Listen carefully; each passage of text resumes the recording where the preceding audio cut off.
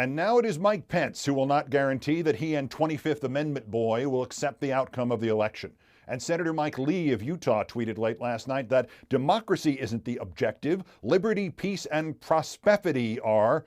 We want the human condition to flourish. Rank democracy can thwart that. And the FBI today has revealed it has arrested 6, quote, militia members, unquote, who wanted to kidnap Governor Whitmer of Michigan, conduct some sort of trial of her, and violently overthrow the state government, and had gotten so far as 2 surveillance trips to her summer home. Happily, none of those 3 things have anything in common. Oh yeah, they do. April 17th, Twitler said, "Liberate Michigan." October 8th, armed right-wing terrorist arrested for trying to overthrow the government of Michigan. And a Trump stooge, Jason Miller, just attacked Governor Whitmer on Fox News for the crime of hating Donald Trump. Stochastic terror, saying the words, getting the subhuman sadists to oil up their weapons and carry it out. In addition to the 6 arrested, the FBI should be advocating charging Trump as an unindicted co-conspirator. And it all ties together. Because while it was comforting to watch Kamala Harris school Pence, and yes, the bug in Pence's hair reminded us that 50 billion flies can't be wrong. But if tonight you are still thinking of them, you missed yet another unmistakable warning that this administration is willing to try to end the tradition of peaceful transfer of power. Will Trump accept the election results if he loses? The moderator asked the falsely pious failed talk show host last night. First, Pence deflected. Quote, "I must tell you, Senator, your party has spent the last 3.5 years trying to overturn the results of the last election." Certainly that invoking of the impeachment is the most acrobatic twist in American political history. The impeachment would not have overturned the election. It would have given us President Mike Pence. Apparently Mike Pence doesn't know this. Asked again, Pence got down to Trump's dream of a coup. Quote, "If we have a free and fair election, we know we're going to have confidence in it," he said, "and I believe in my heart that President Trump will be reelected for 4 more years. Wrong answer, fascist. It was more mundane, less theatrical than Trump's threats, than Trump's tautology of, "I'll accept a free and fair election result, and I'll also decide what's free and what's fair." But it all means the same thing. These creatures, Trump, Pence, Barr, Ratcliffe, the others, they are authoritarians for whom the word democracy is nothing more than a brand name, and they will use any means available to stay in power. It is clear in retrospect now that in June, Trump and Pence and Barr and the rest of them tested one option for staying in power: the attack on the peaceful protesters in Lafayette Park who were in the way of Trump's Bible photo op on June 1st was, I am now convinced, less about clearing paths than it was about gauging the use of future force. It was about seeing whether or not the military would support Trump staying in office regardless of the outcome of the election. Would they do anything Trump asked? The answer came quickly. A day later, on June 2, when Trump floated using the Insurrection Act against the protesters, the Pentagon leaked to several reporters its discomfort with even the possibility of it. The same day, the Secretary of Defense leaked, backed away from the photo op, said he was told they were going there to inspect damage. The next day, June 3rd, was the day of the generals. The Secretary of Defense went on record to say the Insurrection Act was only as good as a last resort and, quote, "We are not in one of those situations now." The chairman of the Joint Chiefs the same day issued an order reminding all troops that they owe their loyalty to the Constitution. The Commandant of the National Guard issued a reminder about the Constitution having precedence over the President. The Commandant of the Marine Corps sent out a memo to his own troops, reminding them they are against discrimination in this country and against division. Trump's original Secretary of Defense the same day described him as a threat to the Constitution and compared Trump to the Nazis. These were not coincidences. They were warnings to Trump from the generals. This is not to say a beaten Trump would not try to use the military by inspiring or staging the proverbial Reichstag fire.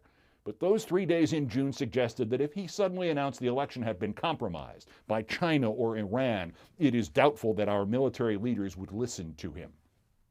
So, the play that Trump and Pence are making no effort to hide is not a military coup per se, but rather to inspire these militias like the terrorists in Michigan to turn Election Day into chaos and then sue to overturn the election because Election Day was chaos. If they get Judge Barrett on the court and they get enough Republicans to support it and they get a close enough voting outcome, they may try Bush v. Gore on the grand scale. Yet, without broad support from pliant rank-and-file Republicans, it cannot happen. And sure enough, in a Washington Post story today from Robert Costa, there are the hints that some Republicans are trying to back away from Trump. Underscored those priceless moments when Martha McSally in the Arizona Senate debate the other night was almost pretending she did not recognize Trump's name. Even Senator Cornyn of Texas, who you would not think was smart enough to do so, was quoted criticizing Trump. But if the military won't keep Trump in power and the members of the Republican Party seem to be less likely than ever before to risk arrest for an attempted coup, why is Trump still refusing to say he will leave? And why did bland old Pence echo him in last night's debate? I think I know why. To figure this part out, we must recognize the true depth of the darkness by understanding what might be a more awful truth still standing behind this demonic president. Our best case scenario, our brightest outcome on election day is a landslide, so thorough and unequivocal that even Trump's enablers, the Republican Party, political whores, every one of them, will not go out onto the limb with him and try to overturn his election defeat in the courts or on the streets or with the military.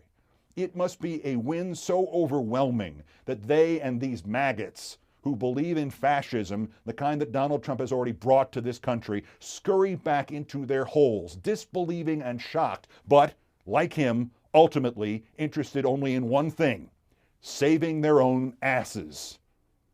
Our best case scenario is a defeated Trump having no alternative but to concede defeat. And yet, you know in your heart what would follow even that decisive and blessed moment. If Trump actually accepts losing, he will not even pause for breath before he immediately announces that he is seeking the presidency in 2024.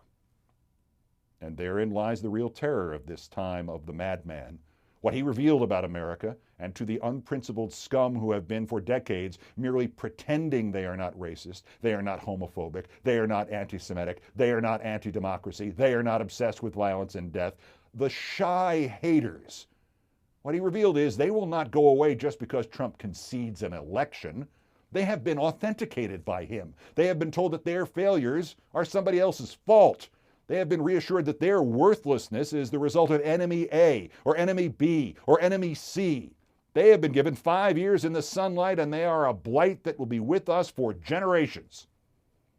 There can be no mistaking what is ahead of us in this best of possible scenarios, a period in which a Trump-led minority will continue to terrorize this country.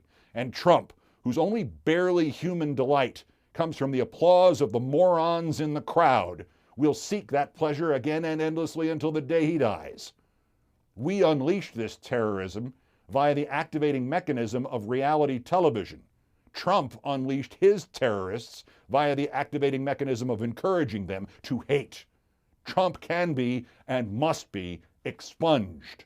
The hate he has triggered, the Pandora's box he has opened, they will not be so easily destroyed. So, let us brace ourselves. The task is twofold. The terrorist Trump must be defeated, must be destroyed, must be devoured at the ballot box. And then he and his enablers and his supporters and his collaborators and the Mike Lees and the William Barrs and the Sean Hannitys and the Mike Pences and the Rudy Giulianis and the Kyle Rittenhouses and the Amy Coney Barretts must be prosecuted and convicted and removed from our society while we try to rebuild it, and to rebuild the world Trump has nearly destroyed by turning it over to a virus. Remember it, even as we dream of a return to reality and safety and the country for which our forefathers died, that the fight is not just to win an election, but to win it by enough to chase, at least for a moment, Trump and the maggots off the stage, and then try to clean up what they left. Remember it, even though to remember it means remembering that the fight does not end November 3rd, but in many ways will only begin that day.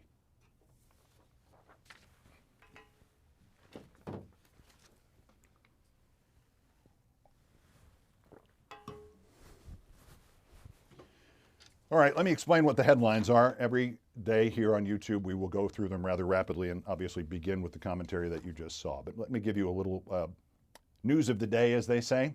The number one story here, I think, is Pelosi announcing during the day that they're going to be talking about the 25th Amendment tomorrow. There will be a press conference. As somebody who's long supported the use of the 25th Amendment, it is a little confusing as to what it applies to. She will be introducing legislation and discussing on Friday to establish a commission on introduction on presidential capacity, legislation on presidential capacity to discharge the powers and duties of office. This is essentially clarifying and codifying the 25th Amendment. I think it is also largely to scare the crap out of Trump. Because obviously, if this legislation passed to figure out what the 25th Amendment means and how it can be used, rather than simply having a vote of the people who support the president in power to say he's nuts or he's infirm or he cannot fulfill his duties, to have some sort of process by making that happen. If it were passed, I think he might veto it. I think in the short term, its value is as follows. It will, ironically enough, cause him to discharge his duties. The virtual debate news. The debate commission says number 2, the town hall will have the candidates in different locations, and Trump objects and, as usual, as always, gives away what his game plan was. He says he's opposed to a virtual debate because it makes it easier for them to cut off his microphone. Obviously, it was his intention to do what he did in the first debate, to try to filibuster through everything Joe Biden said. I will leave it to you to decide whether or not the purpose of filibustering Biden was, as rumored, to try to instigate and reactivate Joe Biden's stutter. I will point out that Trump's only real chance down the stretch here, and the things at least that he can control, is to make Biden or put Biden in a position to make a campaign-ending mistake or a lead-blowing mistake, something so big. So if Trump wants to boycott those debates and make sure that Biden can't screw up and end his lead in one of those debates, hey, great, the round of chloroquine is on me. Non-disclosure agreements is our third story. That trip to Walter Reed last year, we still don't know why Trump was hospitalized. We're not going to, because Trump made all the medical personnel sign non-disclosure agreements. Same for the hospitalization last week, which probably explains why Commander Sean Conley sounded more like Commander Cody from the rock and roll days of the 20th century. He said almost nothing whatsoever and seemed to have no capacity for understanding medicine. Well, this was because, simply, he was being legally blackmailed. If he said anything Trump didn't like, Trump could sue him. This is how Trump has succeeded without getting caught yet.